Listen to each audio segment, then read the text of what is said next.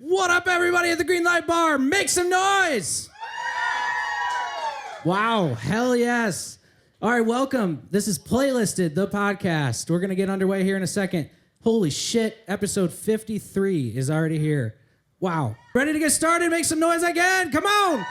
We're going to get your host of the Playlisted podcast out here, Mr. Austin Burke. Give it up.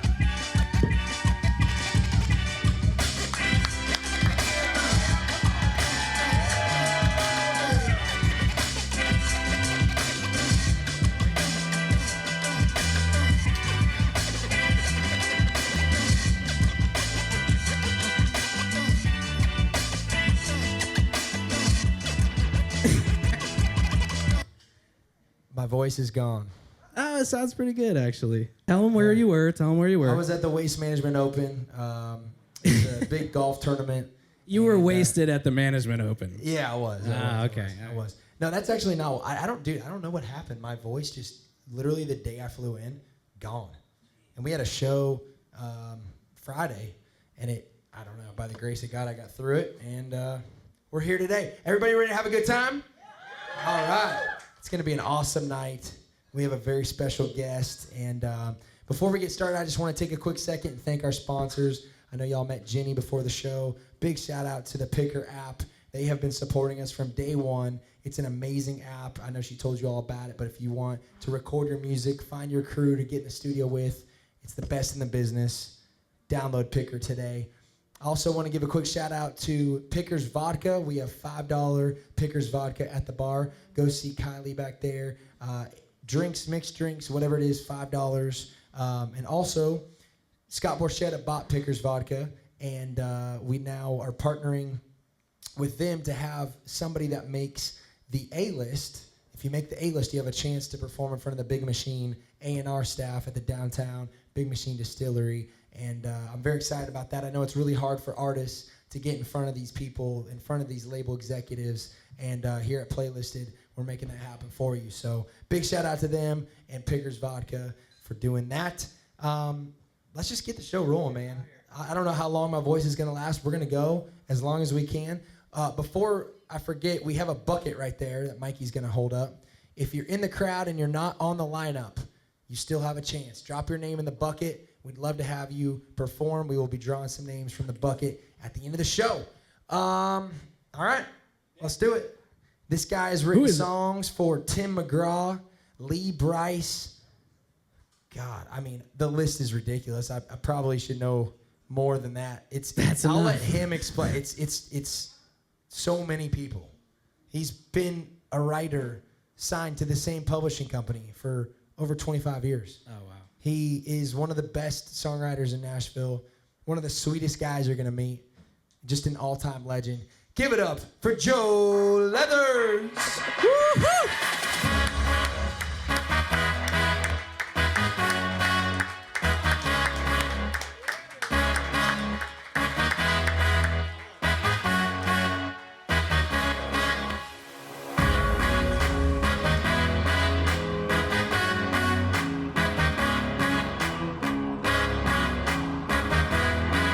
Joe Leathers in the house. How you doing? I am about 10 out of 10. Let's go. Yeah. Let's go.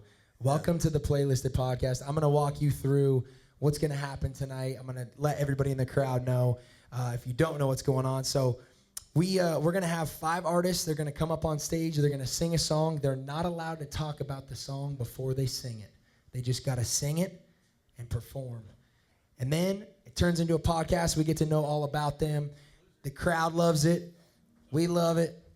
We give them feedback, honest feedback. You've been doing this for a long time. It means a lot coming from you. And so it's going to be very cool. With that, we have three playlists. The show is called Playlisted. But this year, we just added 3 playlists. Automatically, by being on the show, you make the roster. Just by being on the show. So it's on Apple Music. It's on Spotify. If you really do well, if we really enjoy it, and Joe has a lot to say with these next ones, we have what's called rotation, and you're going to hear this song.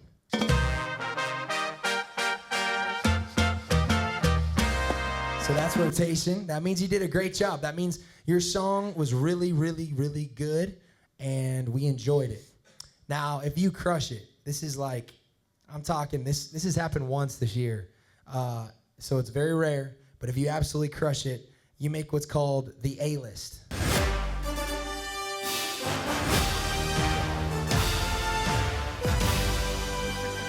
A for Avengers. And that is how it rolls.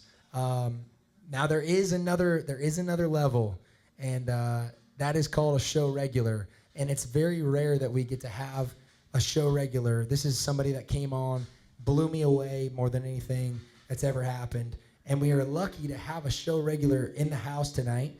She's got to go pick up her mom from the airport, so she's going to be up first. So Izzy Jude, why don't you come on up and start us out? Izzy, did you know? She was a regular season 1. We're happy to have her back. So Joe, you grew up in Memphis, man. Tell us a little bit about your journey from Memphis to Nashville and how you became a Nashville songwriter. I'm going to try and hurry because it's a long story. But, you know, just like I think a lot of people, I guess around 11 or 12, I started playing drums and loved it, fell in love with it. And one of my buddies next door had a guitar, and I started playing his guitar and loved that. And then got a guitar, and at 13, I was sitting upstairs in my parents' playroom on a yellow beanbag, and I wrote a song. I don't know why. I don't know how it happened. It just did. And I remember thinking, that is not the last time I'm going to do that. And so I kept doing it and met a lot of people in Memphis and songwriters and musicians and kept writing songs and was in cover bands and was in an original band, and we cut an album. And there's an organization down there called the Memphis Songwriters Association. Small local thing, probably 100 members. And I didn't know this had happened, but a buddy of mine, a really close friend, entered 3 of my songs in this. They had this annual contest. Hey man, come on down to BB's. Let's go. I entered some of my songs. He was a writer too in this thing, and come on with me. I was like, man, I don't want to go all the way down to Beale Street. You know, he said, come on, please, come on. So I went, and we're sitting there, and they start doing the thing. I ended up winning 3 out of the 5 categories, not even knowing that he had entered my songs for me. After the first one, the joke was out of the bag. And there was a guy in the audience named Ralph Murphy. He used to be the head of ASCAP.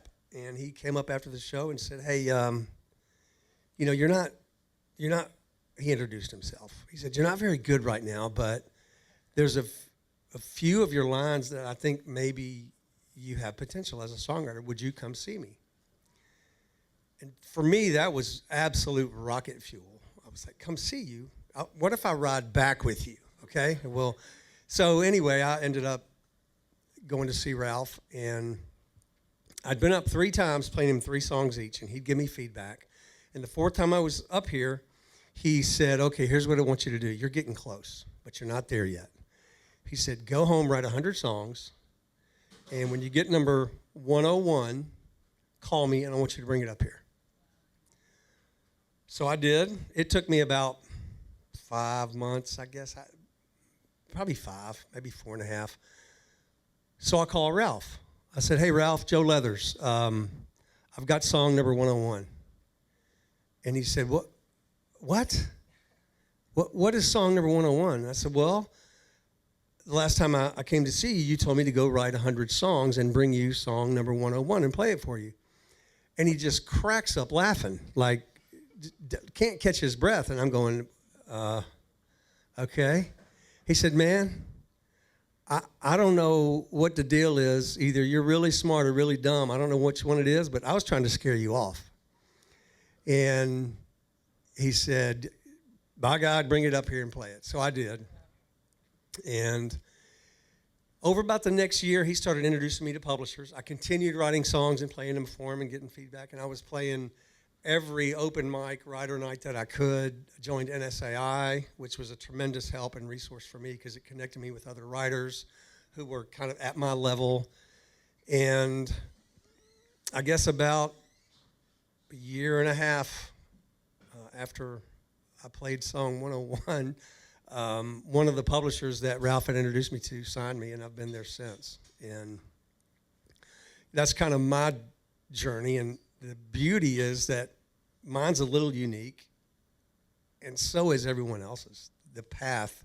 It's like, I view it as if you've ever seen the time lapse video of airplanes radar coming into an airport.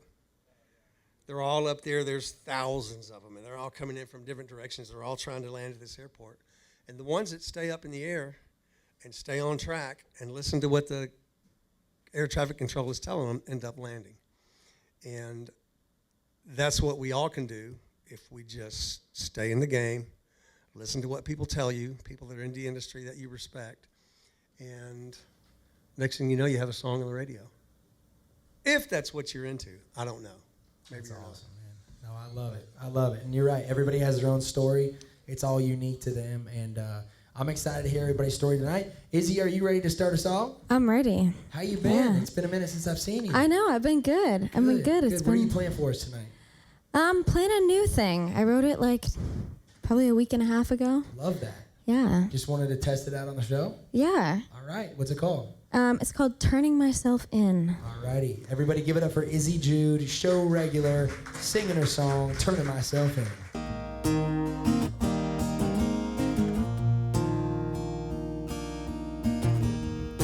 Never been in a scenario quite like this. I know my place, but it's really hard to admit. You're checking boxes using commas and grammar. I'm over here with a nail and a hammer, hanging a photo of us we haven't taken yet. Cart before the horses I'm trying to hold, jumping all the guns pointed right at my soul. I'm not ready, can't commit. I'm unsteady, can't resist. Straight flush, but I think I might fold. Doesn't get easier, so I've been told. Hands are up, I'm innocent, but I'm still turning myself in.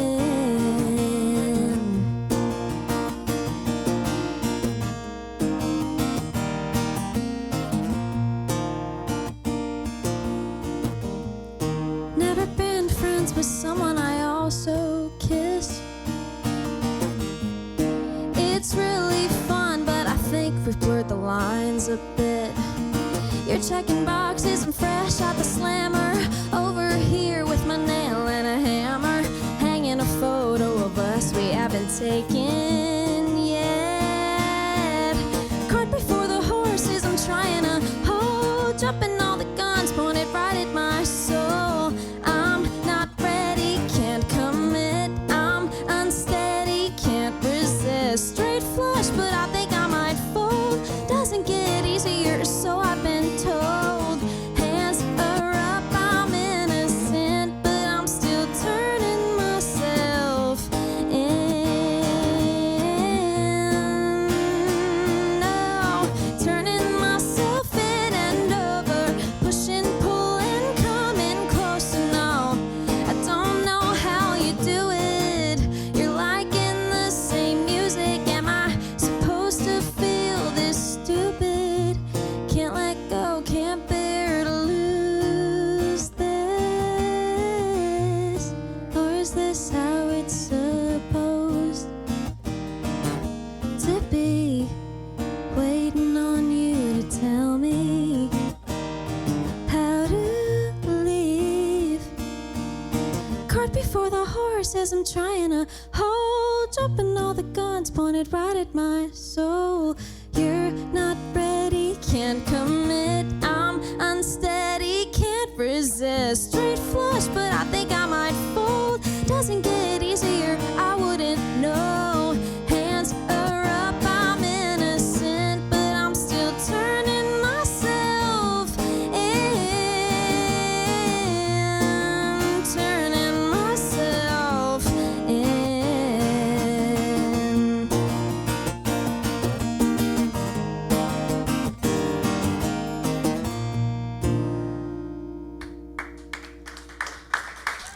Thank you. Wow. It's really exciting for me to just sit back and enjoy music up here. And I mean that because a lot of times I feel like I need to say something, or I feel like I need to give some critique or change something, but you're just a star. You're an absolute star. Thank you. It's mind-blowing to see you up here. You've grown in the last 5 or 6 months since I've seen you. Yeah. And I love your music. Tell us about that song. So it's called Turning Myself In. I was having a FaceTime conversation with like my two best friends, both from different parts of my life. One of them is from like my high school days, and the other one is from my college years. And we've all kind of like come together as a friend group, which is like really funny to me. And we were talking about like the evil men in our lives. And we were talking about like, we really, as women, like today in my generation, I'm 23 years old, I'm a baby, but like we jump to conclusions as to like who we're seeing, how they feel about us. We jump to conclusions, and then we have to be like, well, sorry, I like said that, sorry, I like did that, the whole thing. And then you have to like apologize for like what you said, what you did, because you thought that the other person felt the same way. So yeah, that's kind of what that song is about. And my friend said to me like, I'm putting the cart before the horse and I'm trying to hold the horses. I said, hold on, I'm gonna write that down. Give me 1 second. So a lot of those like lines are from the actual like FaceTime call. And I was taking notes, and they were like, are you like stalking us, or like what's the deal? I said, no, don't worry about it. I'll have a song in about 2 hours. Give me a second. So yeah, it's from like a FaceTime conversation. But I also wanted to mention that my first single ever in the history of the world, Counterfeit, the song that I played for you last time, is coming out this Friday. Let's go. Let's go. That's your first ever single. Yeah. And what genre would you say you are? I would say I don't really want to put myself in the country box, but I would say like indie pop. Yeah. Yeah, I think so too. But Joe, what do you think? I'm curious to what you think. First, I want to give you my perspective, because it's not about my opinion or critique. I think what will be the most helpful is I do this actually a lot for NSAI and a couple other podcasts. And what I try and do is I've got over 2,000 songs on my publisher's hard drive. And on most of them, I've heard feedback. Turn the song in, and we listen, and they say, here's what I think. So I'm coming from that perspective, as if I just took that song and we wrote it and I turned it into my publisher based on what they've told me over the years. This is probably what you would hear. So it's not necessarily me, it's just that Okay. big. Yeah. Yeah. So I find that that's been helpful, because what I think doesn't really matter. Although you might have the greatest hair in the world. So Thank you. That's a plus. It takes a lot of money to maintain this. I'm going to tell you that much. You're going to make plenty of that. Don't worry about that. Yeah. I thought the progression was interesting. Thank you. The way you played, you slid the chords and all that. Your melody was also interesting. You changed it enough in the verse and the chorus. I'd love to hear a little bit of pop when the chorus hits. Okay. Like some little separation between that last line of the verse and maybe start the chorus on the 2 instead of the 1. Yeah. You know what I'm saying? Something like that. It was great, though. Your delivery, I had a feeling that was the truth, that it was really something that is happening or had happened. And I think we are all at our best when we're writing the truth. Yeah. Because if we felt it, it's likely that someone that's going to hear it has felt it. And when we get that connection, that's what we're looking for. Right. I thought it was great. Thank you. And you know what I would love to hear you do one time is finger pick that. Have you ever done that? I would love to, but I don't have the hand-eye coordination for that. I've tried. Or even if you play it with a pick, because it's such an emotional song, and I believed what you were singing, I think it would take it to a different place. Yeah. Just try it sometime. Okay. Yeah. Yeah. It was great. For sure. Good job. Thank you. Keep Great that job. up. Great Thank job. I'm excited to hear more music. Are you writing a ton? You got a lot of stuff? Yeah, I got a lot of stuff. I got covers. I got all kinds of stuff. Cool. Yeah. Cool. Well, I'm excited for your first single to come out. We'll promote it Yeah. on our channel and everything. And just always a pleasure to have you. Thanks for starting the show out. Yeah, thank you so much, we'll you guys. We'll have you back soon whenever you want. Yeah. All right. I will Ready? text Stay you. tuned, everybody. Thank you so much, y'all. All right. Joe, why don't you get the first name from the hat?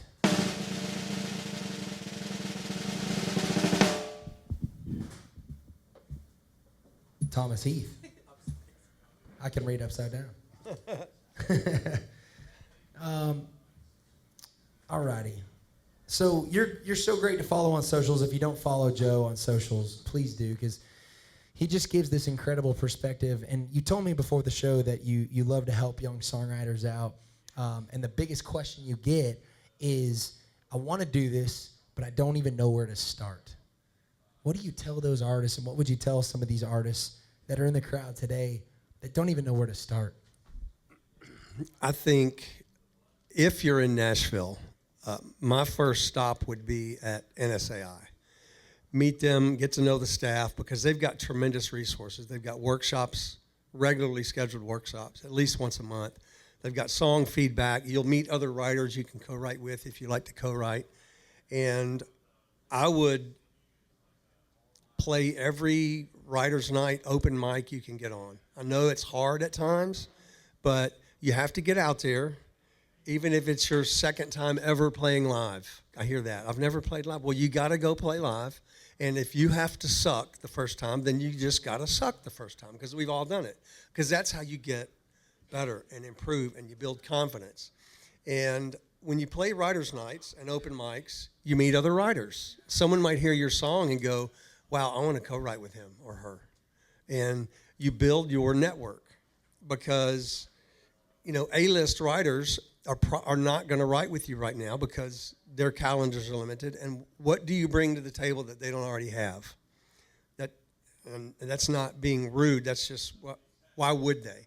But if you build your circle, and over a year or two or three, your circle of writers and associates begins to grow and get better and improve, then people want to be a part of what you have. And that's how you get to the next level. I love that. I love that. That's what I would do. Well, we got a good-looking fella up here, Mr. Thomas Heath, looking like John Michael Montgomery. I think we got about 4 of them up here. I think, Unbelievable. Unbelievable. You might be the best-dressed guy ever on the show. I just got to say that. Purpose. That's what my dad always told me. Oh, man. I like you already. Give it up for Thomas Heath singing his song, Mystery to Me.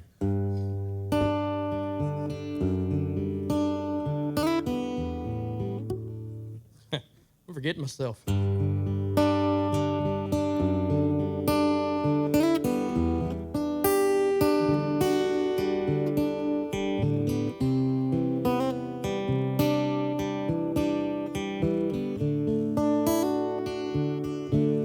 He didn't know our names.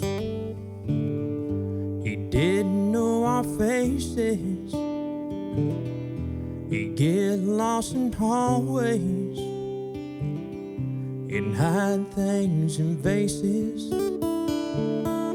There was always a bright side when he looked in her eyes.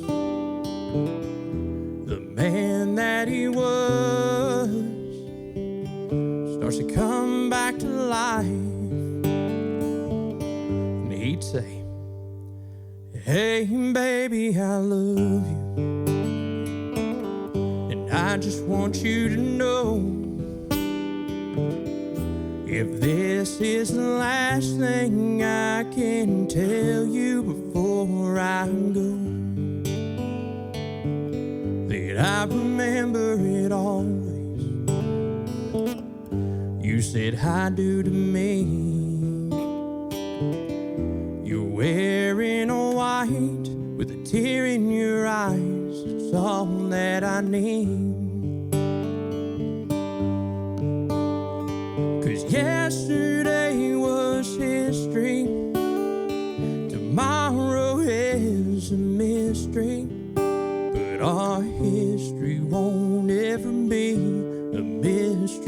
me.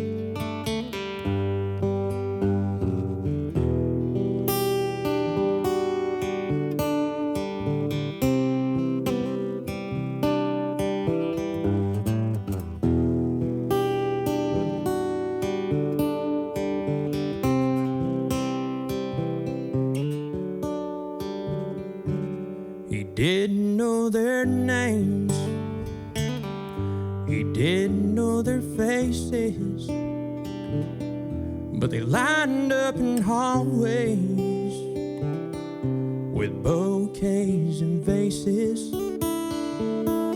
They all took their turns with sweet and kind words. Then he walked to the stand with letter in hand, and this is what they heard. Hey, baby, I love you, and I just want you to know, if this is the last thing I can tell you before I go, that I remember it always. You said I do to me. You're wearing a white with a tear in your eyes. It's all that I need. And when we laid alone next to her on that fateful day, written on their headstone were the words he used to say. Yesterday was history, tomorrow is a mystery, but our history won't ever be a mystery to me.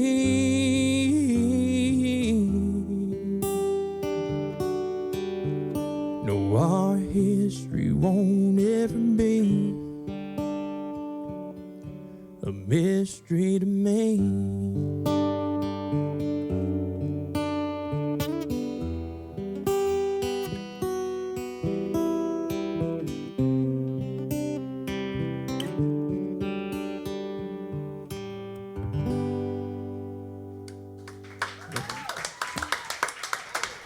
Thank you. Thank you. Wow. Wow, wow, wow. Tell us about yourself, man. Well, right now I'm struggling. I kind of got a migraine going on. I'm a school teacher down in Bedford County, and I left from there and came straight up here to do this. So. Are you kidding me? No, Those not at kids. What Not at is all. happening? Well, yeah, those kids are annoying as hell, aren't Well, they? no, it wasn't nothing like that. Just, Super Bowl celebration kind of went a little haywire. Okay, And okay. then you got to wake up early in the morning and What do you teach? a bunch of heathens. No, sophomore English. What do you teach? Oh my goodness. I like this guy. Man, I have so many questions. So you're a school teacher, Yes. and how far away do you live?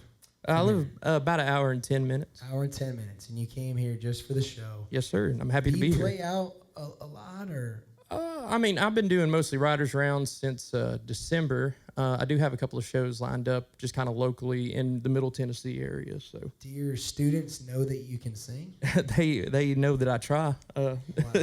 So If that wasn't trying, well, that was succeeding. as a matter of fact, I've actually been voluntold. It's Valentine's Day coming up, and the student council got a good idea. They were like, "Hey, how about we get Mr. Heath to do a songogram? So we'll pay money for him to go sing music to people and stuff like that." And then it kind of is going cross schools, because now I got one of my fellow teachers, their wife is working over at the middle school, and they're like, "Hey, we're driving over there. We're doing that." So, Wow. I'm gonna say this, man. Like, I'm gonna do whatever I can personally, but you're not gonna be a teacher very much longer if you don't want to. And maybe you want to, and that's the most beautiful thing in the world, because you're changing a lot of kids' lives already. So thank you for what you do, first of all. But your voice and your talent is so beyond, I think, what you understand. Well, thank you. And it's so right now in country music. You're a star. Well, thanks, man. I appreciate that. I appreciate that. I'm gonna let Joe talk a little bit about what he thinks. But man, and I have some notes on the song. But what do you think, man? I'm a little pissed off at your voice because Mine's gone. I'm a songwriter and I play writers' rounds, but I'm not a singer. And you are so blessed to have a voice like that because your pitch, you didn't miss a note. I feel like maybe, and this is not about the performance. I know it's about the song, but your voice is noteworthy. And I felt like maybe a line or two at the beginning, you were a little bit, maybe your head was bothering you or something, but. Well, I mean, I was the first up here to do all this. You know, my head was a fireworks show going on. Once you bought in, though, yeah, your voice is powerful. Well, thank you. So, I lived in Memphis for the first 15 years of my publishing deal, and I drove back and forth a lot of times every day. Mm-hmm. I drive up, and it's 3 hours one way and 3 hours back. Right. And people will go, man, are you crazy? What the hell's wrong with you? I'm like, no, I get to write with the best writers in the world. I'll drive 6 hours. I'll do whatever it is. So you're doing exactly what you need to do. First, thank you for being a teacher because our kids need it. And that drive, it's some little me time without them. Oh, yeah. So enjoy that. I thought the song was great.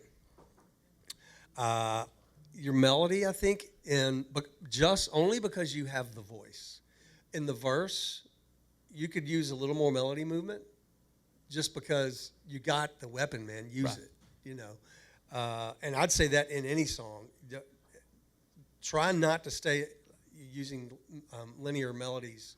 Stay away from that because you need to show that voice off, man. I would. I'd take my shirt off and sing. Verse 2, it was a little abrupt because if that first line was something about what happened. Mm-hmm. Does that make sense? Yeah. It was just a little, it went from, you know, oh, he loves her and she's here with him, and then, oh, wait, that's not what happened. You know, if there's just one little hint or something, don't change it. I'm saying in the future, maybe think about, because listen, we always, in the writer rooms we're always thinking, is Earl at the service station going to understand what this song is saying? And is it going to relate to him? Right. And sometimes you can be, especially an English teacher, Yes, sir. you're probably going to be too intelligent. I've been told to dumb a lot of things down. And, well, no, don't dumb it. I know, I get that. make it, you know what I mean. Make it where everybody can go, oh, yeah, man, that's me. Right. I did, or I felt that, and that makes me want to cry, because that's how you really reach your audience. And right. You got the voice. All you are is one song away from your life changing. Thomas, So you've been keep it singing up. your whole life, or what's your story? My story is, I mean, I always kind of sang in church. How old are you, by the way? 28. 28, okay. 28. I sang in church, but, you know, that was just kind of like what everybody did with worshiping and stuff. And then I kind of sang choir whenever I was in college. And then nothing really after that. It kind of took a breakup for me to pursue myself for a change. And I ran into some guys, and I was like, man, they're kind of doing music. Maybe I could do this too. I can kind of mess around with the guitar. Maybe I need to start writing. And it was about year 2 that me and a buddy of mine, Jesse Tourette, sat down and wrote that song. And I had to, it was, yeah, I'll let you ask whatever question. No. I think, and I've told a couple other people on the show, your biggest problem is that your voice is so good. And what I mean by that is you are going to have to fight for every lyric. Oh, yeah. It doesn't just take a good song for you. It takes a great song because you have a great voice. And your voice deserves to sing great music. And so I'm going to ask you a quick question. What's your favorite cover of all time? My favorite cover, like for me to sing? Or Yes. I'd say Neon Moon. Okay. Can you just play us a verse chorus of that real quick? Sure. Let's see. Let me sure I can get this. This is how it works. Welcome to the entertainment business. So the first chorus, you said? Just Whatever you want to. Verse chorus. Verse chorus. You said verse, chorus, or first chorus? Verse and chorus. Okay, Sorry, my bad. voice is messed up. It's not as good as yours, buddy. Hey, my hearing's messed up. No, okay? you're good. I gotta listen to teenagers complain all day. So Yeah, you do. Wait, for long. wait till you have some. Y'all feel free to sing along too. When the sun goes down on my side of town, that lonesome feeling comes to my door, and the whole world turns. Say it with me now. Blue. There's a rundown bar across from railroad tracks. Got a table for two, way in the back. I sit alone, think of losing you. I spend most every night beneath the light of a neon moon. Now if you lose your one and only, there's always room here for the lonely to watching broken dreams dancing out of the beams of a neon moon.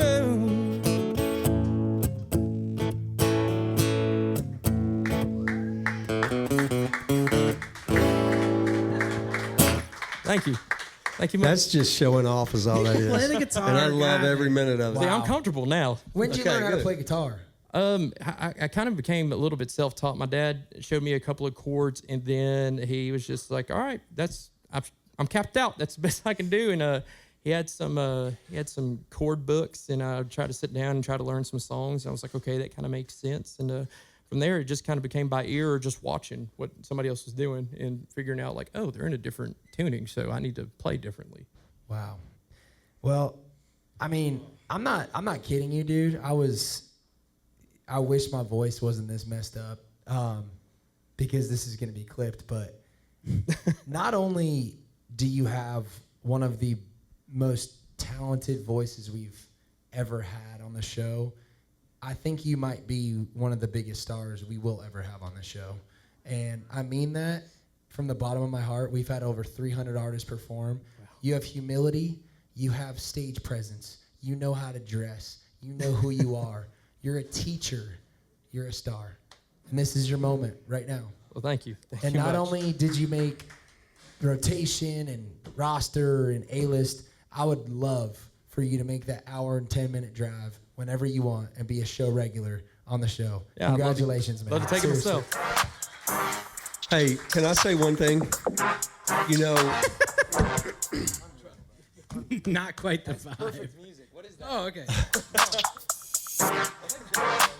well, you know, Austin and I didn't talk about this. We didn't. This did not come up, but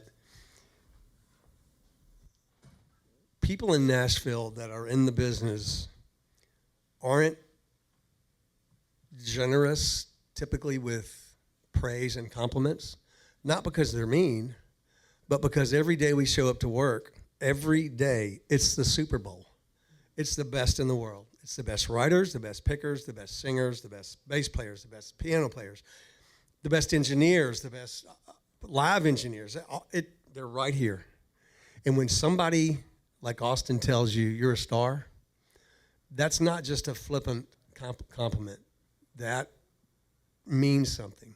So what is your 5-year, if you could snap your fingers and be in the exact place you want to be 5 years from now, what would that be? I'd say it would be going out to my mailbox twice a year and going, "Yep, that's paying the bills." You know, just I ain't got to have my. I don't have to be in the arena. It's just the songs that I've had a pen on do. Okay. And what? There's one person that can stop you from that, and that's you. So if you want it, it's right out there, about 10 miles down the road. And if you want it bad enough and you have the work ethic, you can do it. I believe it. So I promise you this, Thomas. Whatever you want this show to do for you, as big as this show gets, I hope it brings you that much success, because I will do anything I can. I'll give you my cell phone after this. I'd love to connect, love to help you in any way I can. You're an absolute star. It's an honor to have you on the show tonight. Hey, I'm Give it up for Thomas Heath, everybody. Come on. Thank y'all. Newest regular. Thanks, man. Perfect song for him. Perfect song for him. Trying to find like a awesome Thank you, buddy. country song. Appreciate you. Man, unbelievable. Well, good luck to who's next. Drum roll. I'm glad I don't have to follow that. Holy cow. Grifin Harvey. Come on up, Grifin. Hey. All righty. Wow. Man, so you've had a publishing deal with Curve since the early 2000s, and you've never had another company. You've never been with another company. Is that correct? That's correct. Okay, so here's my specific question. How have you kept that relationship going, and how have they reciprocated? Because it is a two-way street.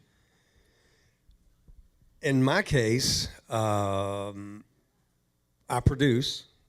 I write every day. I'm in the building. I begin and end my day in front of my publisher's face, so they see me there. They know I'm working. I show up on time. I don't show up drunk or high, and that might seem laughable, but it's not. I don't cancel unless I'm bleeding profusely. It's a high-level job, and you have to treat it as a job, even though it's the most fun job in the world. So I think by proving that I'm going to do the work and lay the bricks, and they know that I'm going to produce songs that are worthy to be pitched, they give me the nod on getting me in the right writing rooms, pitching my songs to the right people, putting me in the right writers' rounds. I think it's just because I've earned their, I guess, they value me as an employee because I value them. I love that, man. I love that. Well, I guess we're screwed. Thomas already scared off Grifin. So he left. He's not here. I think he left, honestly. I would if I had to perform after Thomas. So we're going to get another name from the hat. You know, I didn't check the balcony, or not the balcony, whatever, the patio, but I'll go see. Let's check that, because that is one thing not to do, is get your name on the list and then not be there when your name's gone. Jessica Lynn, why don't you come on up and we'll figure it out from here. Yeah, we'll give him another shot. So everybody here wants a record deal. They want a publishing deal. They want the biggest manager. They want the biggest booking agency. They want it all. As a writer, what is the most common lie that new writers believe about a publishing deal? That once you get a publishing deal, it's easy and the work's done. Because once you get a publishing deal, that's when the real work starts. That's when the grind happens, because you work your tail off and do everything you have to do, travel, driving, writing, networking, to get that deal. And then once you get the deal, then it's like, okay, what do you got? And that's when you just have to, you got to be productive. You got to write songs that they can go get cut. And I think that's the biggest misconception, is that once you get signed, you got it made. Well, you don't. You just started. And also, you write with everybody. You wrote with me when I was nobody. And you know, I still am nobody, but you write with everybody. You give everybody a chance. And I think that's something special that I just want to give you a compliment on. I don't think a lot of writers are really willing to do that. They're kind of stuck in their ways and their crews and their cliques. But man, you definitely wrote with me and Ava Sapelsa before we were maybe ready to write with a legend like yourself. And so, that's another piece of that, is just never stop. Another person that does that is Rhett Akins. Rhett writes with so many different people, and it's like, you just got to do that. You got to do it. I enjoy that, because you never know who's going to be the next great writer. And the only way you know that is to spend time with them, get to know them. Now, you have to determine, was this a productive write for me? And do I need to do this again? And usually the answer is yes, because my publisher's not going to put me in a room with someone who's written 4 songs. They're just not, because they have a stake in this too. They're waving that flag, wanting me to go win Grammys, you know. So it's an opportunity for me writing with people who are 2, 3, 4 years in. I just love the fire and the enthusiasm that they come in with, and I always learn something from them. So I do it. I love that. Well, give it up for Jessica Lynn singing her song, I Thought About You Today.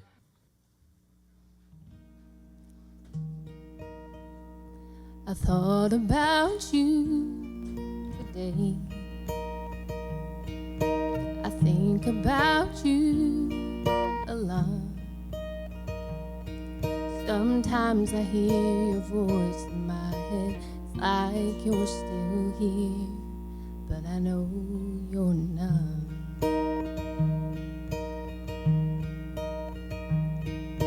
I thought about you today. Doesn't matter how much time has passed.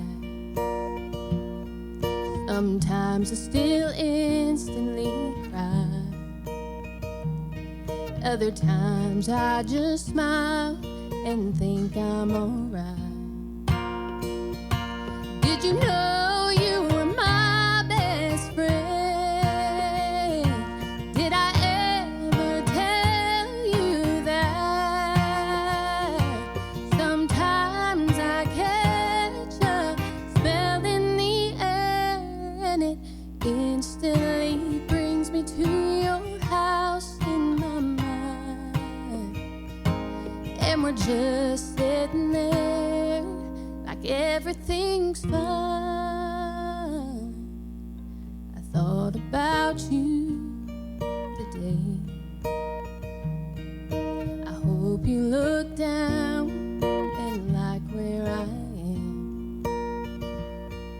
I hope you know I'm okay. Most of all, I hope that you're loving to fly. Did you know you were my best friend? Did I ever tell you that? Sometimes I catch a smell in the air and it instantly brings me to your house in my mind. And we're just sitting there like everything's fine. Yeah, we're just sitting there like everything's fine. I thought about you today.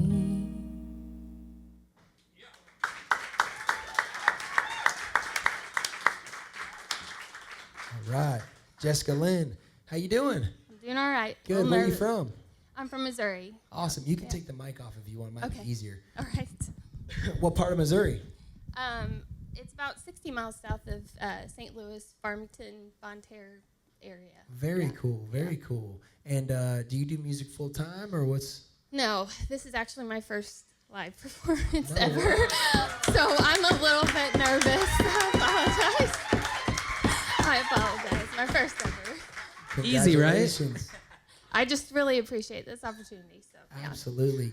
Great place to do it in Nashville, huh? Yeah, pretty cool. Yeah. Well, Very hey, cool. the hard work is done. Yes. You already did it. Yes. Congratulations. Yes. Well, That's thank that's you. a I big appreciate accomplishment. You remember your first show? I do. There was a open mic. There's a Holiday Inn over on. West End, Commodore. It was Debbie's show when it was at the old Shut Best Western over on like Division or something. Yeah. It was awful. Me too. And I left work from Memphis at 5, got here at 8, went on at midnight. It was an open mic, played 2 songs, got in my truck and drove back home. And I couldn't get out of there fast enough because I was just not very good. By the way, I sound like Debbie right now. If Little. you know Debbie, I sound like Debbie. A little. I sound you do. just like a her. little more Marlboro.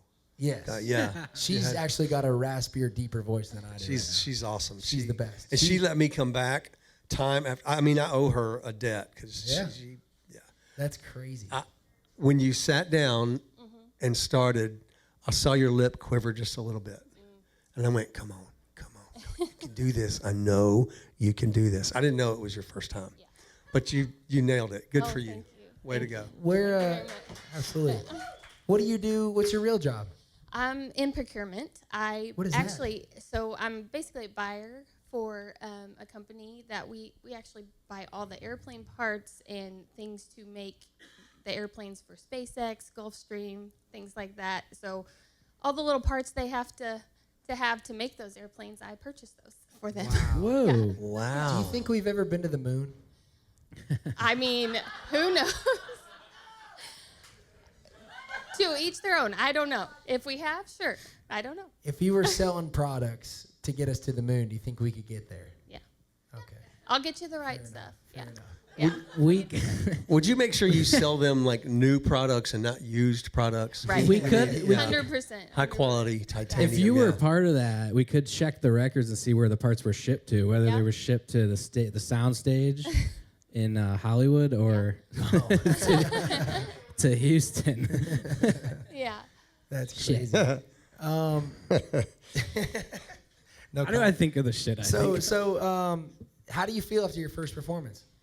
I can breathe. Yeah. I did it. Do you need a I'm drink? just a mama of 2 boys and You got 2 boys? How old are they? 19. One's out there. Let's go. He's on a golf scholarship in college right now. Where at? And then, right there. Nice. And then I have a 7-year-old. So He's I kind a of started stick, over. huh? He's a stick. Yeah. I'm not playing money games against you, man. What's his name? Yeah. Huh? What's his name? Ruger Govero. Ruger? What a badass name. Yeah. 100 golf yards and in, name. Ruger. 100 yards and in. That's where the money is. That is awesome. And then know a that. 7-year-old. I know. So 7 kind of a big range there, but yeah. Very cool. Yeah. So what are your goals with music? What are you looking to do? So, I mean, you know, I kind of thought I focused most of my life on being a mama, working, just making a living. And this year I actually Hold the mic a little closer. this year I actually put myself out there on TikTok, and it's been going pretty good. And I thought, okay, maybe I'm not too old to start this, and you know, I can do this a little bit, just even if it's just being out there a little bit. Yeah, but awesome goal would be to actually make a living singing one day. Would be amazing. I love music.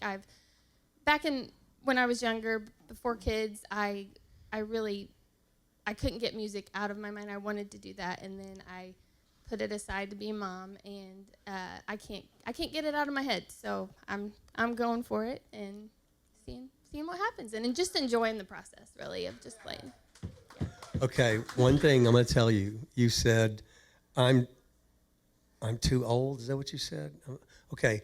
Anything that begins with I'm too and then fill in the blank, Yeah. erase that from your mind. Okay. Because you're good enough just like you are. But if we condition our minds to say, it's too cold, I'm not a good enough guitar player, I can't drive that far, you're already beat. Yeah. So That's if you good. can, Yep. that's one thing I've learned is that, I mean, for years, I was the worst writer in every room I walked into. And I felt it, and I felt like it. Mm-hmm. And I finally got to the point, and I went, I'm killing myself. I'm killing my creativity before I even walk into the room. Yeah. So I reconditioned myself, and I said, I'm a badass. I'm fixing to make it happen right now. Yeah. I mean, not from an ego standpoint, right. Just from I had to force myself to have confidence, and it changes everything. Yeah. And I think it will for you, too. The way you just sang, you're not too anything. You can do it if you want to. Thank you so much. I appreciate that. Absolutely. Yeah, I mean, I think it's just like anything. You know, a guy like Thomas that just performed, you know, you could put him in on Sunday in the Super Bowl and he's gonna be ready. Somebody like you need a little bit of training. You need a little bit of, You need Yep. to play some more live shows. Love you it. need to just keep doing it. But you've conquered the mindset of, hey, I want to do this. Now it's let's go do it more. Yep. This is your first ever show, Yep. right? You can't go play in the Super Bowl in your first ever show. But what you can do is you can play more and more and more. I know you're working a lot and all that stuff, but pick up a gig in your hometown at a Yep. coffee shop, on a Saturday morning. Yep. At go play live on Thursday night or Friday night on TikTok and just play. Just do that. Yep. Because you are somebody that just needs reps. Yep. And that's a great thing because you have talent, you can tell it's in there, but you just need to work it out. You've conquered that part of you that maybe doesn't know what you should be doing. And so maybe this is your sign to keep going. Yep. Oh, I'd love to. That's So, what I want to do for sure. I know. Absolutely. Yeah. Absolutely. You have anything else for her? I do want to talk about the song. Okay. How many songs would you say you've written? Probably about 10. Yeah. Okay. There's a few fundamental things that we're taught really early in our writing career. You've probably heard them. One is show me, don't tell me. And what that means is they want our lines to look like postcard, little pictures. So if you were going to say, I thought of you today, for example, I thought of you today. Look at that line. That's what you want to say, and challenge yourself to say, how can I show that? And you could say, your picture floated through my mind today, or it was like a flicker of an old black and white movie today. So if you can describe what I'm seeing and show me that, rather than just be literal and tell me, every time you can do that, you are creating a higher quality song. And you have to kind of train yourself. Yeah. I had to. Yeah. And because you're going to hear that a lot. If you start pitching songs to publishers or artists, they're going to tell you that right off the bat. Your melody was strong. Your vocal performance was strong.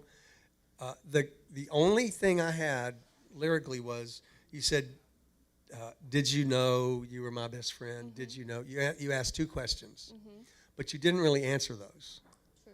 Yeah. So if you ask the question, find a way to let me know We got to answer. that he did know. Because you want him to know, right? I'm just asking. Okay. So, and that's really, really, really micro nitpicky, but this is Nashville. Yeah. And I know you want to, No, I want it. Yeah, All I know all you that want is it, so- yeah, I do. those are and all of y'all, there's a book, it's called Writing Better Lyrics. I think every writer in Nashville has read it. I've read it. I read it twice a year. I read it every December and every July. And it is a valuable resource on how to take your writing to the next level. So, and it's on Amazon. It's a great resource. So check it out if you can. I will. Yes. Nothing in it for me. I'm just saying I read it. Well, you should get a cut, man. That's ridiculous. Well, thank you for coming on the show. Yes, I thank you so much appreciate for it. having me. Appreciate I your appreciate family it. coming out.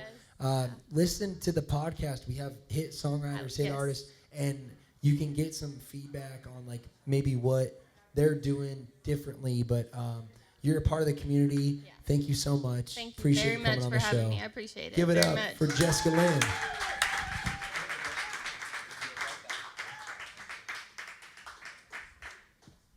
All right.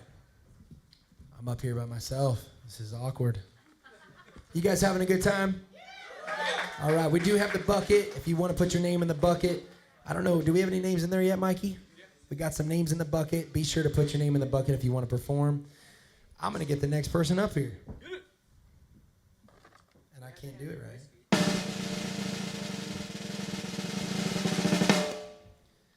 Grayson May, come on up here. He's here. Saw him earlier. Grayson May.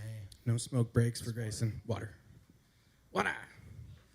Wow, what happened tonight? You may have no voice, but they sure do. It's unreal. It's unreal. So, all right. Everybody give it up for Grayson May singing the song Missouri.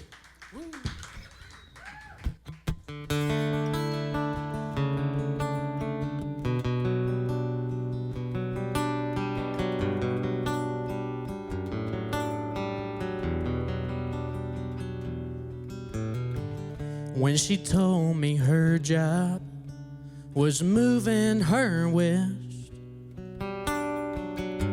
I could have talked her into staying, I guess.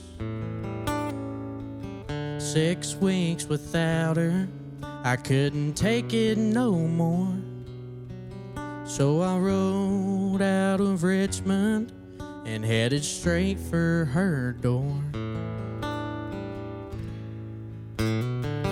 I thought St. Louis would be the start of great things. So I spent 4 paychecks on one diamond ring. I was just halfway when she called to say she was over me. I set out for Missouri, but I only made it to misery.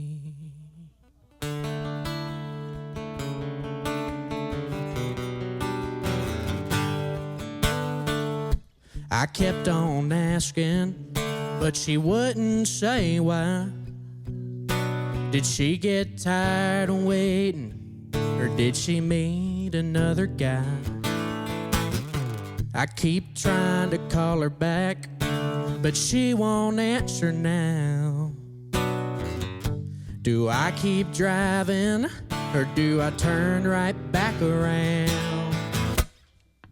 I thought St. Louis would be the start of great things. So I spent 4 paychecks on one diamond ring. I was just halfway when she called to say she was over me. I set out for Missouri, but I only made it to misery.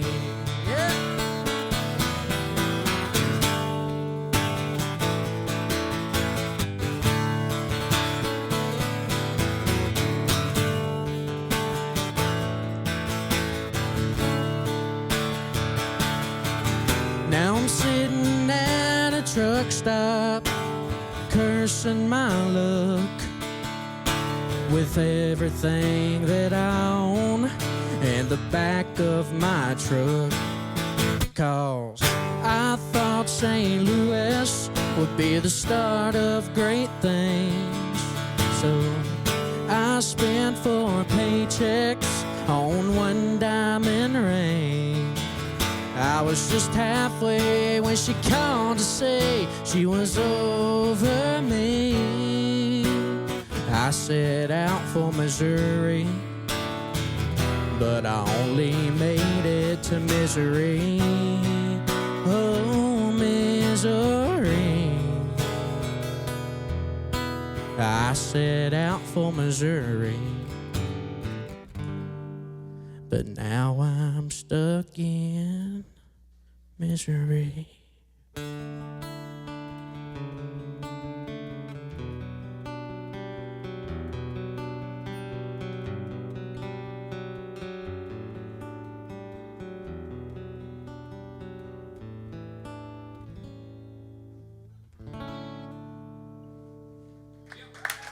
Thank y'all. Grayson May, everybody. Getting fancy All on right. this with Are this you from Missouri? Not at all. Okay. Where are you from, man? I'm from Bastrop, Louisiana. Yeah. Woo! We have Louisiana people in here? Yeah. I That's love awesome. How Holly. old are you, man? I'm 21, just turned. 21. Sir. Wow. Great performance. Thank you. Your dynamics on the guitar were really good. Thank you. You threw it out there and then you'd back it right down. You give me, and that dynamics in a song are really important because you get the listener going, oh yeah, yeah, yeah, oh. And it's a yo-yo. You get them going up and down. That's what we're trying to do, man. That's a great song. Thank you. That's a great hook. I would say work on your show me, don't tell me, just a little. And that's easy to do on that song. You could go back and look at that and go, what was the opening line? I'm sorry. When she told me her job was moving her west. Yeah, when she told me her job was moving her west. you could show me what that looks like. Yeah. You know, she packed up her laptop and took whatever, you know, for the corner office or whatever. Yes. Let me see what it looks like. Yeah. Man, I think your hook missed by that much. I'm not saying change it, but in your tag you said I'm stuck in misery. If you and the misery in Missouri, the alliteration, really good. Maybe not the first time, but maybe the second time, because you use the word stuck, and we want everything to kind of point at the hook if we can, or wrap back around to the hook. If you said I was halfway to Missouri, is that what you said? No, what'd you say? What was the setup in the hook? I set out from Missouri, but I only made it to misery. I set out for Missouri and broke down at misery. Oh, yeah. Because you get the double meaning of broke down. It's a driving term, and maybe you got emotional without losing your swagger, because you don't want to do that. Yeah. You don't want to be a crybaby with your teddy bear. Because you said stuck, I think somewhere in there, if you use the word broke down, it's got a little more emotional pull. Yeah. I think. Don't change it. I'm just saying, as you continue writing, look for those opportunities, because that was really strong. Thank you. Yeah. Yeah, my wife's from Missouri, and I always say, "Oh, you're from misery," so I loved that. Yeah. That was hilarious. And man, it's I mean, Joe just spat that out like it was nothing. Yeah. But that is what makes, I think, the Nashville songwriters different than the New York and the LA songwriters. And the ones that are really doing it are doing that. And when people say, you'll hear a lot of artists or songwriters come up here and they'll say, you know, we need more furniture in the song, like more, that's a term we use. It's just a way of saying the more specific you are, the more the artist or the listener is going to take themselves to their specific place. So when you feel like you're being too specific, you're actually not. I need you to take me to your little hometown. It says here you're from a town of 16 kids in your class. Your mom's a teacher. You hate school. Your dad's a preacher. Your dad's a preacher. Your mom's a teacher. There's a song right there. Mom did more teaching than preaching. But I think what you I think what Joe's trying to say, and this is what I'll piggyback on, is it was so close, but you're 21 years old. You can do whatever you want to do, and I think that the song was just needing that furniture. And I want to go to your little hometown, and I want to be there next time I hear you sing. I want to hear that song. You know what I mean? Yeah. And I want to hear about the song that broke the girl that broke your heart and left you in your hometown, and why that just tore you up. Yeah. You know, and so that's just me. But man, I think you got some raw talent. I really do. You got anything else for him? Yeah, look, your paint isn't even dry yet. You're still painting the house, man. Keep it up. He ain't even painting the house. He's just priming it. Yeah, he's stirring the bucket. He's priming the walls, baby. But Austin nailed it. He used the word furniture, and that's a word that gets thrown around a lot because it's important. It's who, what, when, where, why. Okay, if you can define all of those, and what it looked like, what it smelled like, what it tastes like, what did it sound like, the more of those sensory things you can put in the song, the more furniture you add. You want the song to look like a hoarder lives there. Yeah. You just want to really pack it full of that kind of stuff. Because I'll give you an example why. Kenny Chesney's been cutting for the last several months. They cut 80 songs, and they're going to pare that down to 12. 10, 12, 14, whatever it is. I actually know that's not true. So it's going to be more than that. Oh, it is? I got some insider information. Okay. But they cut like 80 at least, and that was a month ago. They're going to cut it in half. Oh, great. Yeah. The old set it and forget it on Spotify. Do you have some cuts on there? I have a song that was cut. I don't know if it's going to make the final. But the point is, Austin said, we don't need good songs, and that's a good song. We need great, undeniable songs. And they cut 80 of them. And now they're going to pare it down to 40, 30, whatever. But the point of that is the song's just, it's that competitive. So you got to all of y'all, you got to really dig in there and figure out how do I make this song its absolute best and give it a chance? I'm what's called a serial editor. I write a song. Sometimes my co-writers hate me, and I'll go back 2 days later and go back through and go, well, we missed that, we need to add that, and send it to them. And they're like, dog, the song's fine. I'm like, it is not fine. It's fine if we wanted to have another song in our catalog, but it's not fine if we want it to go to number one. So grind on it, man. Go back and rewrite that. Or yeah, it's a great title. And my question for you, do you still live in your hometown? You live in Nashville? Or? No, I've been here for about 2.5 years. Nice. Yeah, right out of high school. Very cool. Yep. Very cool. And you liking Nashville so far? Yeah, it's great. You know, it's a lot of people. Yeah. But everybody's really nice. I'm with NSAI. attaboy. That's Do you do my main crew Do you over do there. music full time, or you working another Yeah, job? full time. Nice. Yeah. Where do you play? Do what? Where do you play? Not here a lot, out of state a lot. I'm always on the road, and then I write here full time. So it's just my business space, pretty much. Very cool, man. That's smart. Do you love it? Yeah, absolutely. Yeah, All right. More than anything in the world? more than anything in the world. Trust All me. right. I always say I don't know what else I would do because I have no other talents besides this. So Well, that's it, man. If you don't love it more than you like doing anything, you just can't do it. And No plan B. you just can't. Can't have them. So keep going, keep writing. You wanted to say something else? Well, playing out of town is smart. There are a lot of labels that will tell you, don't play in Nashville for your first 4 or 5 years. Because a lot of times you only get one first impression. Wait until your songs are ready and you're ready, and you can bring a big social media presence and a big old fat catalog of amazing songs. Then you start playing in town. And right, man. right. As Do much as you something can. every day. Yeah. Write a hook, write a chord progression, free write. I don't know if y'all free write. Pick out the light. In the 10 minutes in the morning, write everything you can write about light without thinking. Write it. Keep a journal. And you'll go back and look through there and go, oh, wait, there's a song idea. Oh, wait. You know, and 10 minutes is not very long. If you don't have that much time, you don't have time to be a songwriter. Yeah. So I think you can do it. Way to go. I Thank love you, it. brother. I love it. Give it up for Grayson May, everybody. All right. We got one more name in the hat, and we got time for a bucket pull, maybe two. You know who it is. Holly-O. Holly-o! Holly! Now you're going to hear about Louisiana. I cannot wait for this. I just can't wait. I'm gonna go to the bathroom, but I want to ask you a crazy question.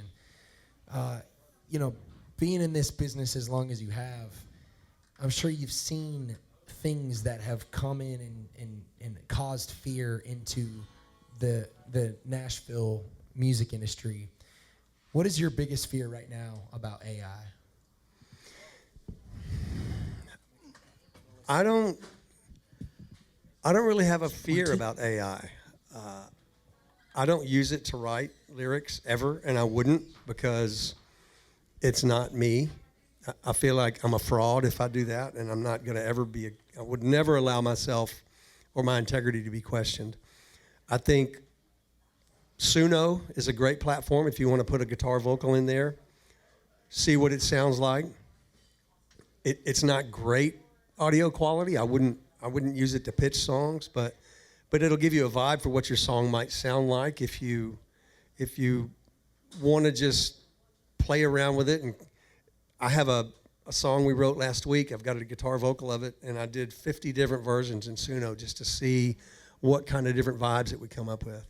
And sometimes when I have a demo session, I'll take a Suno demo in and say, guys, this is close, but let's fix this and this and this. But I'm not afraid of AI at all.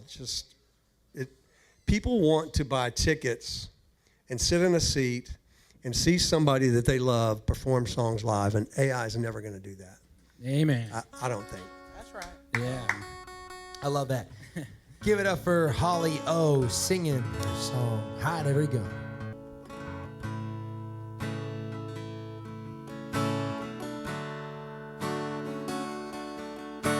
Well, today we buried Mama, and we're going through her dress dresser drawer. We found a letter that said, if you're reading this, then the Lord has called me home to my 3 beautiful children. Mama loves you more than you'll ever know. But watch over your daddy, 'cause there's no way that he can make it alone.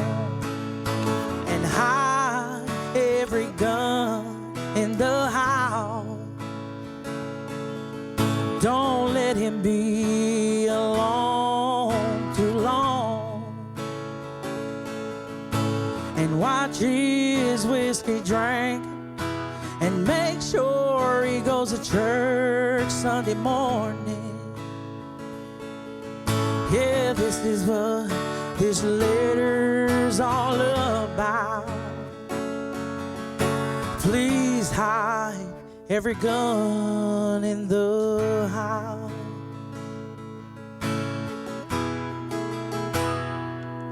And I know it seems like your daddy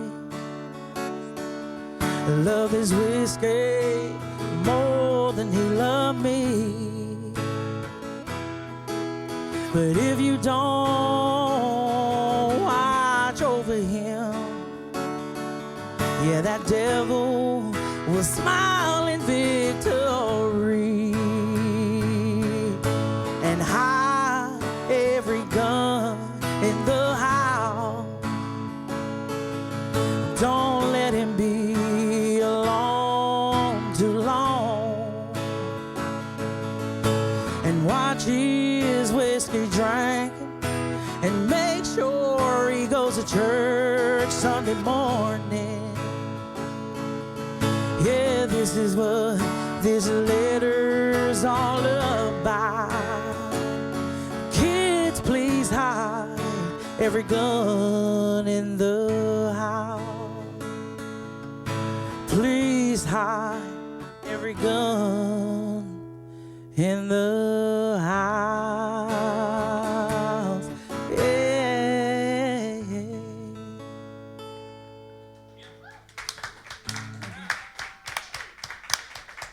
Holly, yo, Thank y'all, everybody. thank y'all. What's that song about? It's actually out everywhere you get your music. It's Hide Every Gun. It's about it's actually, I saw the greatest love story in my life. I saw both my mom and my daddy. They knew each other for a month down in Louisiana. And they knew each other, like I said, they knew each other for a month, and they got married. And he said, "You're going to be the mother of my children." So I saw a beautiful love story. I lost my mama when I was 30. She died of a massive heart attack. She was pretty sickly.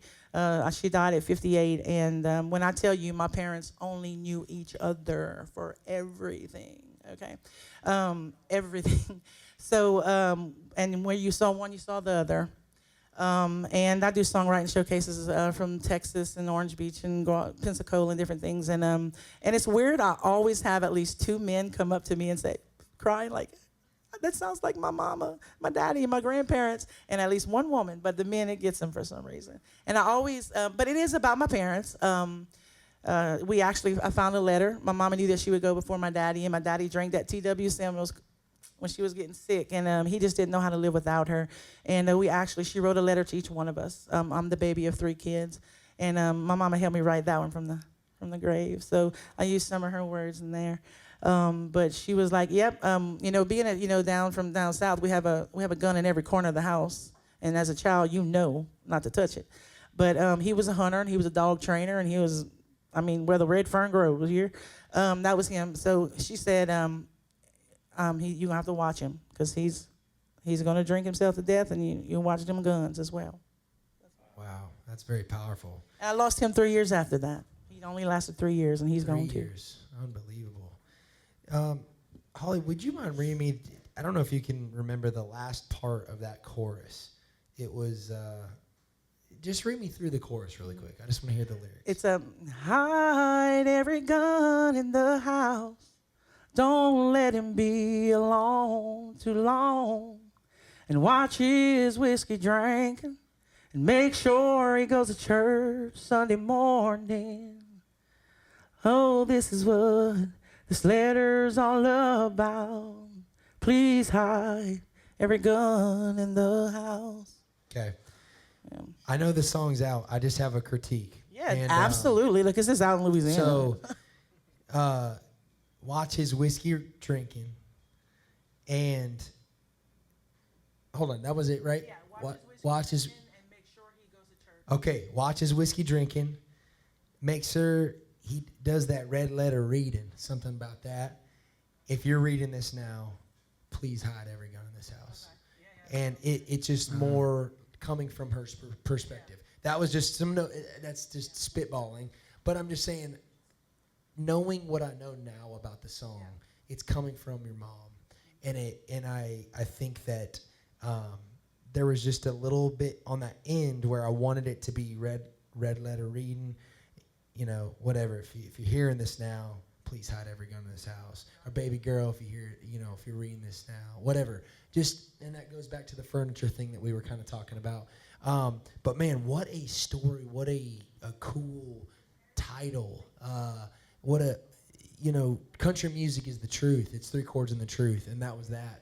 What's the point without it being a sad country song, right? Yeah. So I really, really enjoyed the story behind that, and I'm sorry for your loss, but thank you for sharing that piece of you with us tonight. Thank you. Appreciate it. That was great. And it's funny, I had the same thought Austin did. I said, when watch his drinking, make sure you hear him singing Sunday morning, just so you get that inner rhyme, and there's a little more picture of, oh, I can see him singing, you know, rather than just make sure, what was it, you see him? Make sure he's in church. Make sure he's in church. I think you get a little more opportunity to emotionally connect if it's red letter reading and that's a furniture, or see him singing or something like that. I like that. I'm not saying change it, but just if you're through your thought process as you're writing, give those opportunities. And I'm going to tell you about the power of a song. We always want to connect with the audience. And you wrote the truth. My grandparents were married 64 years. My grandmother died. 2 days later, my grandfather walked out in the front yard and shot himself. It was I felt like, how does she know Floyd and Mary? Because this is pretty amazing. It connected with me. I was choking, so thank you for that. You know, actually, talking about that, like I said, my mom was so sick. It is so crazy to say it, but she told me this, and she said, you know, he asked me one day, he said, let me just get rid of you, and I'll turn around and do it myself because I can't live without you. There's no way. Wow. And there's a real beauty in that, even though, no, don't be sorry. It's, he wanted to be with her. He couldn't live without her. And That's right. I don't think, even though it was tragic, there's no more romantic ending to a love story. It's Romeo and Juliet. Right. I mean, so when you write the truth like that, you see that the power that it has over people. And I would just encourage you to keep doing that because you're onto something. Absolutely. Is there anything crazy about you that we got to know? I know that was your soft side, but there is some craziness to you that I love. Oh, Lord have mercy. What's the craziest thing I you've do ever 3-hour done? shows, so I'm like, What's the craziest thing you've done? I climbed the water tower in my hometown. Okay. But it's not, that's the craziest thing I've ever done. Why? Being stupid. Because it's there. I mean, it's Mamu. It was like Were you Louisiana. thirsty? There was nothing going on. I mean, we just drank and climbed water towers. You were thirsty. I was thirsty. Damn. Needed some water. Anything else? Actually, I'm from Big Mamu, which is the Cajun capital of the world, which we all know Hank Jr. comes down there and he says, and he wrote a song with Jimmy C. Newman, Big Mamu. Why'd you leave me in Big Mamu? Left me for another alone and so blue. So that's where I'm from. We play Cajun music and accordions, and it's a small town called Big Mamu, Louisiana, down south by Lafayette. I don't know y'all feel pretty familiar now with Baton Rouge, Lafayette. Yeah. If I'd known you were going to be here, I would have brought you a king cake. Man, hell didn't yeah! know. I'd have brought y'all some crawfish I and some apologize. boudin. Next time you come on the show, I need some hot sauce. All right. And I come 10 hours to see you guys. You came here 10 hours. I sure did. I'm an insurance agent by day, yo. No way. All right. Hey. Did you do any insurance on the big freeze we had? No, thank God Louisiana didn't get all that. Whew, we were glad. Look, So we it's got just- enough problems with the hurricane. What kind of insurance? I sell auto, life insurance, homeowners, renters insurance, all that stuff. That's my Nice. day job. Damn. And what's your love life like? You got it. My love life, I've been in this same-sex relationship for the last 19 years. Been with my partner for 19 years. We raised 3 Nice. boys. Amazing. All What's her right. name? Oh. Yeah. What's her name? Alice, Alice. Very cool. back home. And you got 3 boys. 3 boys, yeah. That's amazing. How old are the boys? Well, I'm gonna say my age now. I'm 46, baby, so don't worry about it. I just made 46 in January. January 24th was my birthday. She said she just made 46. I just made 46. You made it. All right. That's some country shit. So my baby's 20. He'll be 21 next month. He's getting married. He's proposed to his little girlfriend not long ago, so we're gonna be having a wedding coming up. And I have a 23-year-old, and then I have the oldest stepson is 29. Very cool. Very cool. Plays too a little bit. Question for you: do you ever write about being in a same-sex marriage? Do you have any songs that allude to that? It really just general. I mean, I have a ton of. But not like saying like, "Hey, you're my woman," or nothing like that. Well, I know that sounds crazy. No, I'm actually being serious for it. Like I think I would encourage you to do that because I think that's who you are, and I wouldn't be afraid of that. It's 2026. You know what I'm saying? Lily Rose, right? Yeah. I mean, I think it's important to just be who you are and not be afraid of that. And I think probably I'm not trying to speak for you, but growing up in the South with a daddy that was probably a Southern Baptist, you know. Pentecostal, baby. Yeah. Woo! Pentecostal. You probably been through some shit, is what I'm trying to say. So But the funny thing is, they just accepting open arms. It was everyone else that had the problem with it. Exactly. Good for them. But what I'm trying to say is you've been through some shit. And so I would encourage you just writing the truth about your parents. Write about the truth about yourself. It's easy to write about other people. Write about the truth about yourself and put those songs out. I want to hear that. So that's my biggest advice for you. You definitely have a thing. And look, we wite songs about relationships with women. Why can't you? I think it's the same thing. man. I know. My brother actually was like, "Why you with a woman?" I was like, "Why you with one?" Oh, we all love them. Hell, they beautiful. Damn, That's what they call awesome. checkmate. That is awesome. That is awesome. I love it. So much. Yeah, though. Holly, thank you. everybody, give it up. Woo! All right. Tight, yeah. I love that. Mikey, we got the bucket. What's that? Lord. It's that acoustic guitar. All right, hit that bucket music. We got a few names in here.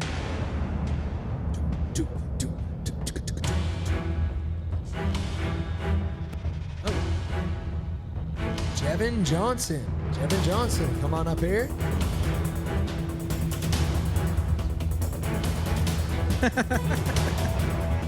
All righty. What's the most political part about Nashville? The most political part about Nashville. is Let me division. rephrase this. How often do songs get picked because of relationships instead of being the best song? Very often. Because if you have a relationship with an artist or an A&R rep and 2 songs come in and they are equally amazing, a lot of times you're going to get the nod just because you have developed that relationship over the years. I lost a single.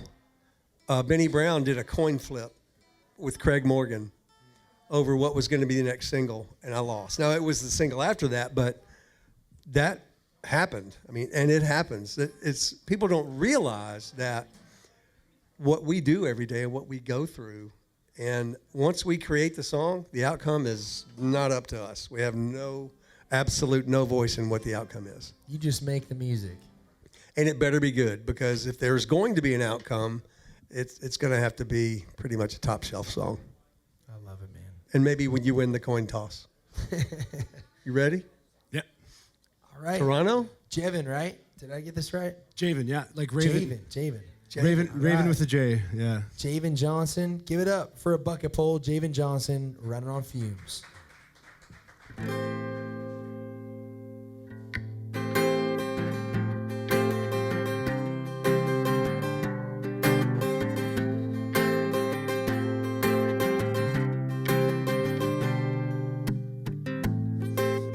quarter tank of gas. I drove 20 miles back when you called, crying on the phone. I had to light another cigarette, hoping it would help me to forget every time you left me on my own. I'm hoping this time you wouldn't go, but now I'm chasing your tail lights well after midnight. But this ain't nothing new. I've been down this old back road 1,000 times before. Wish we were back to when me and you were driving that highway on full deck. But just like this old truck, my heart's a bit beat up, chasing after you, running on fumes.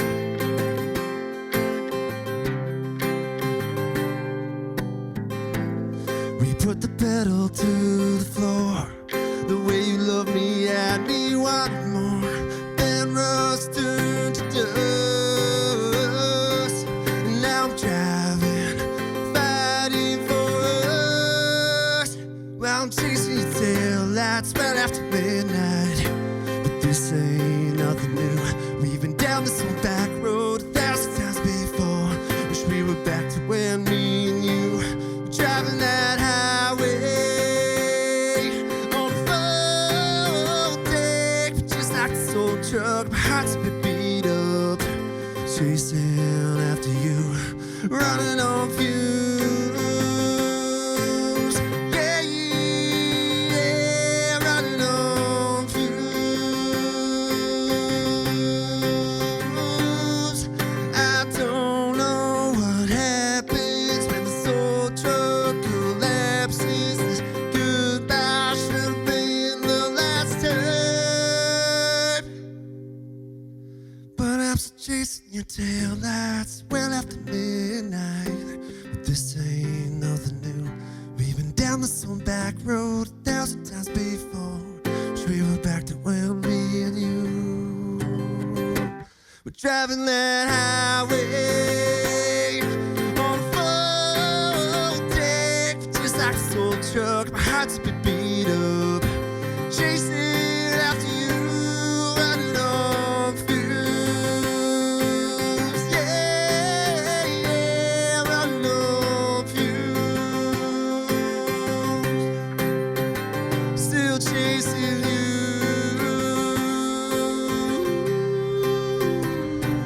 running on fumes. Yeah, yeah, I'm running on fumes. Javan Johnson, everybody. All right. Thank you. Javan, where are you from? I'm from Canada. Nice. Yeah. Very cool. West Tor- Coast. Yeah. Toronto? Yeah. We almost had it this year with the World Series. We were so close. This Yeah, close, dude. I was thinking about that the other day. Stolen base would have got it for That's us. unbelievable. Yeah. Are you guys that mad about it? I mean, you should be. No, we were around behind them the all October. They We were like, just- yeah. sorry. You're like, it's okay. Sorry, it's okay. Yeah. Hey, we'll get them next time. We were proud of them for trying. You know? That's crazy. Yeah. Yeah. Cool, man. Tell us about that song. Yeah, well, I just came up with the title. I just, you know how titles just pop into your head? You know, it's the old idiom, running on fumes. Trucks run out of gas, you can barely get there. And then I thought maybe there's a little double meaning there with, you know, you're running on fumes of a relationship. Maybe, you know, you've been trying in this relationship for forever, and you're giving it all, and you run out of gas. It's just you're hanging on by thread. And so the running on fumes was just the title, and I hang on to the title for probably even over a year, and then one day it just kind of came to me, just kind of a few extra phrases came to me, and then I was able to kind of put it together kind of in one sitting. One of those songs that eventually came around in a 45 minutes type thing. So Nice. yeah.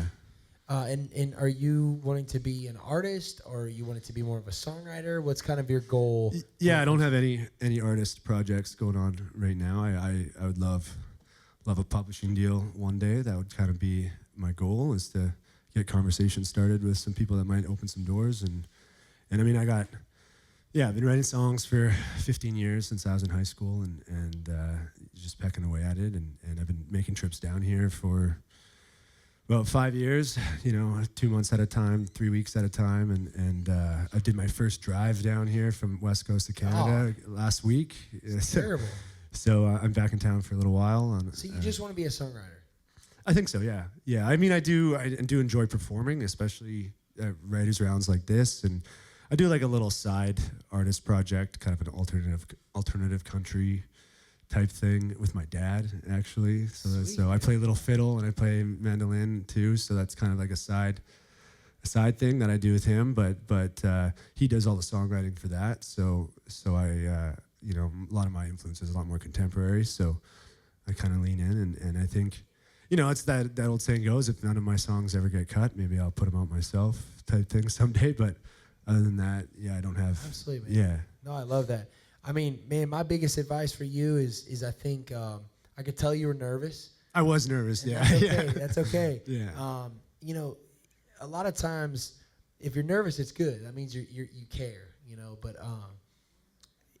I get nervous before every single show. Honestly, sometimes I have diarrhea. That's my big thing. But you gotta just know that when you get on stage, you're the man. You're the man, and you deserve to be there.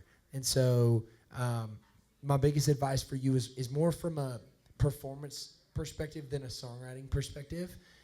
I want you to know that you deserve to be on stage and have that confidence within yourself.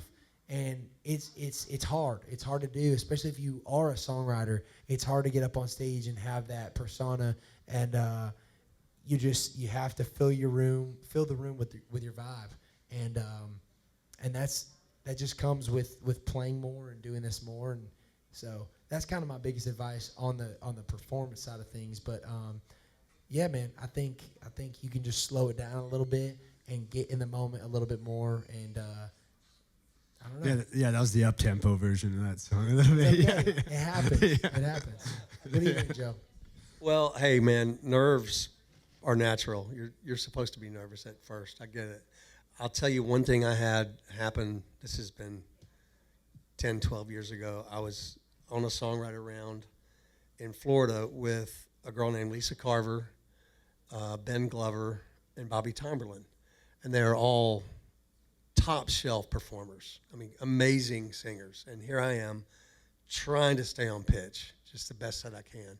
We hadn't gone on, and I was standing back there, and Lisa's a friend of mine, and she was looking at me. She goes, "You okay?" I said, I'm not, because I got to follow you three for the next 2 hours, and I just really don't feel confident about it.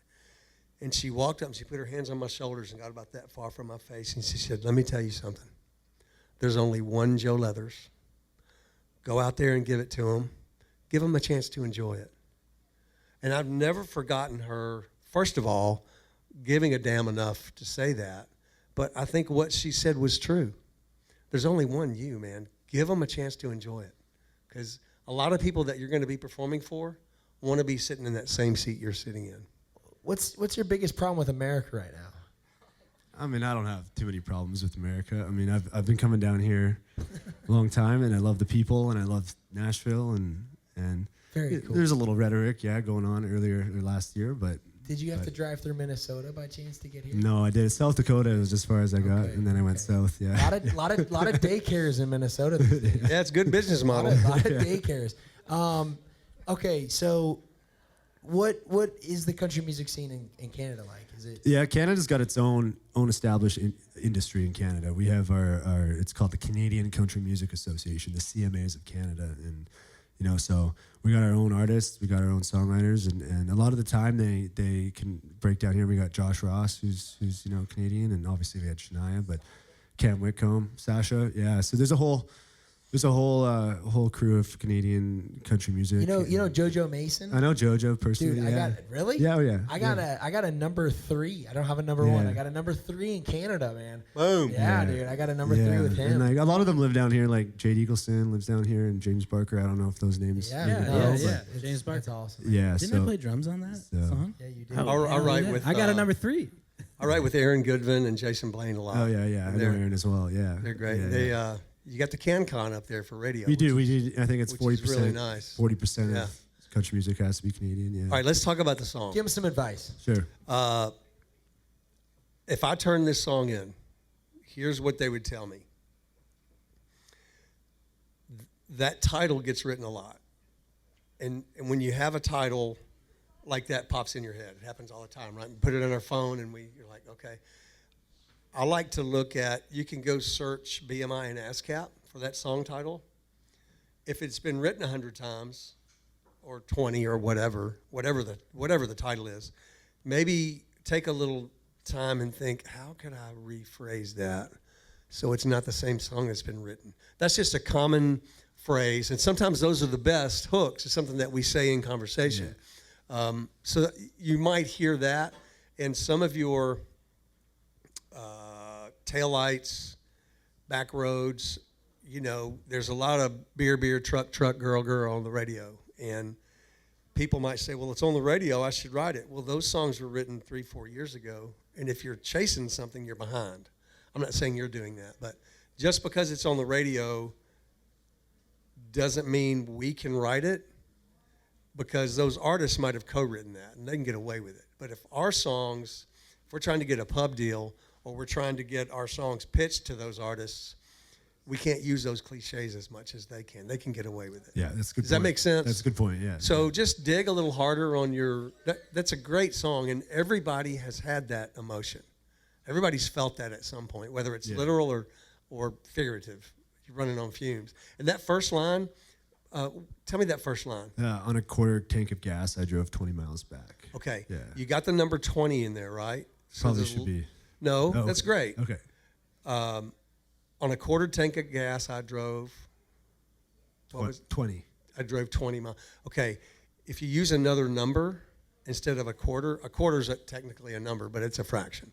But if you said on $2 of gas, I drove 20 miles, or I had $19 worth of gas and I drove 20 miles, or there little tricks like putting two numbers in there, something like that. As you go, think of those little clever little things you can use, and your songs are going to really pop, I think. Yeah, I'm glad you mentioned the checking BMI. I checked Spotify to see if there's any like released songs that I could find, but yeah. Well, it's just a tool. Yeah, absolutely. Because we want to make sure we're unique, and but you could write that title, and if the song is right, it can go to number 1 next week.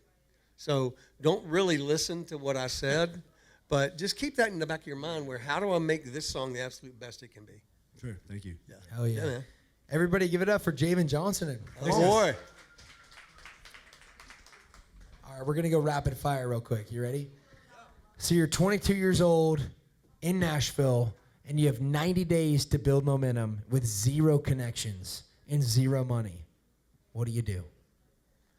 I get a job, probably bartending at a venue that has a songwriter night regularly, and I meet those songwriters. What I try and do is get to know the person at that venue that books the writers' nights, because then I get to meet the writers while I'm working there, and that helps grow my network. It's all about a big net that you can cast as wide as you can cast it. I would try and get on every open mic night that I could. I would write every day. Even if I had to work, I'd find time to write or find a co-write. And I've said it twice now, but I would go to NSAI and meet that whole staff, attend all of their workshops. Anything you can do from an educational standpoint, I would dive in, and I would study writers like Anthony Smith, Bobby Pinson, Craig Wiseman, all of the people that laid the pavement that we're walking on right now. Study their writing and learn what they did and how they did it. And play live, man, as much as you can. Meet as many writers as you can and build your circle. I love that. Shameless plug. I know we have some sponsors, but we just got these hats in. I don't know if anybody wants a playlisted podcast hat. They will be for sale after the show. They're also available online. I'm shipping them from my basement in Guatemala. So you're a hard ass worker. That's right. So that's right. They are available if you want to get a hat. If you're watching the podcast on YouTube, get the hats on playlistedpod.com.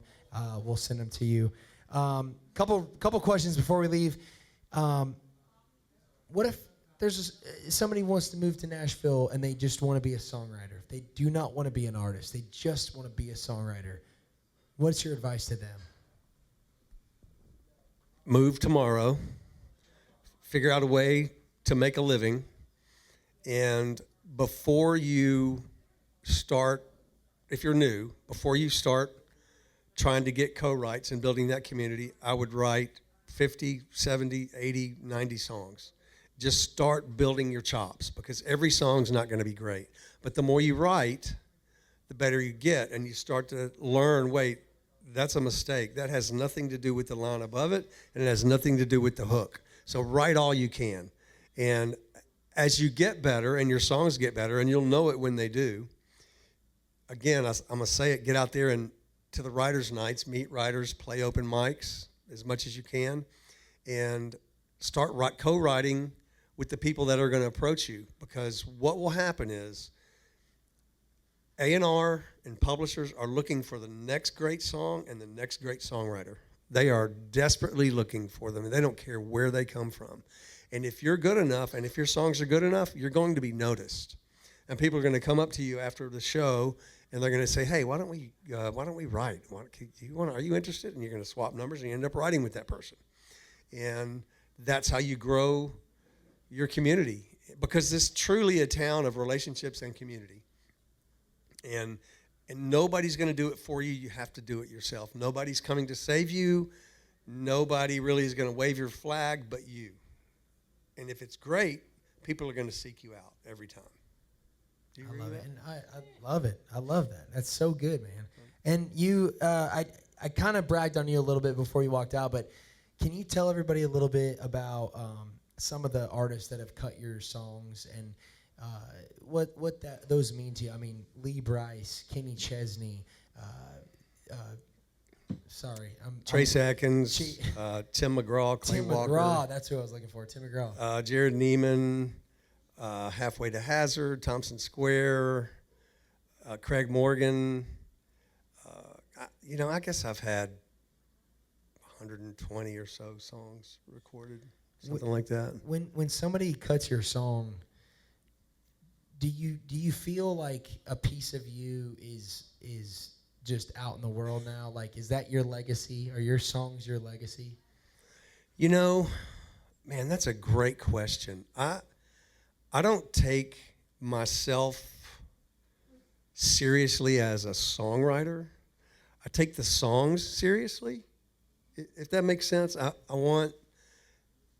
guess if it has to do with legacy, I would love for my body of work to still be played 25 years from now. I'd love for people to go, wow, how did they write that song? Or, that guy should never have made it.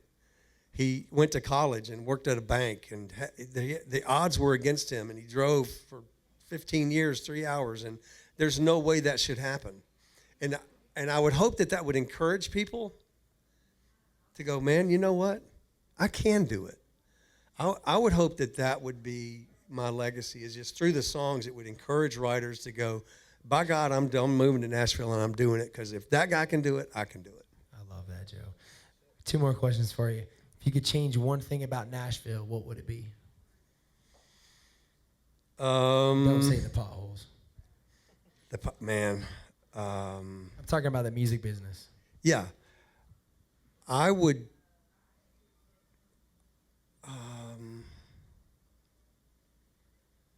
I think I would change the barriers to entry, because there's a lot of really, really talented indie people out there that I know well, and for whatever reason, it just hasn't happened for them yet, because a lot of the doors are just locked right now, and the access to A&R and labels and publishers is a lot more rigid than it used to be. And I wish there was a little more open path than coming off of American Idol or The Voice, because it's hard.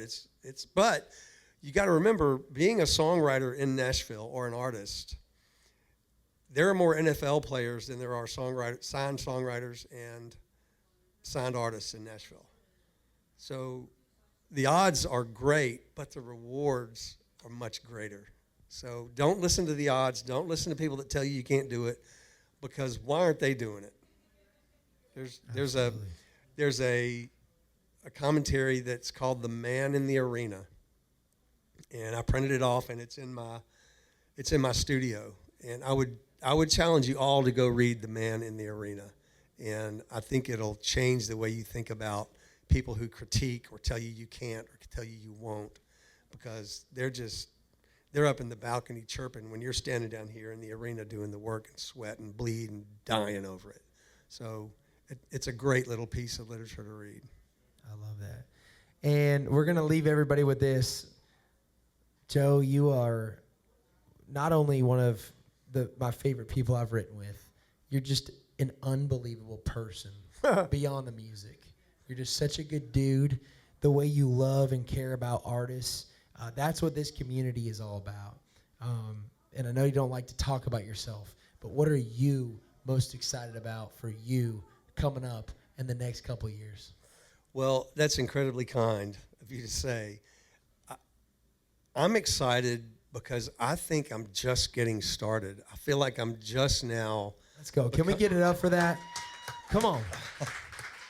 No, I feel like I'm just getting a handle on what a hit song is and how to get it to the people that need to hear it, because I learn something every day. I've been so fortunate to work with so many talented writers and artists, and I just feel like what I've done is not even scratch the surface of what I'm going to do, and I'm kind of really excited about that. I'm very excited for you.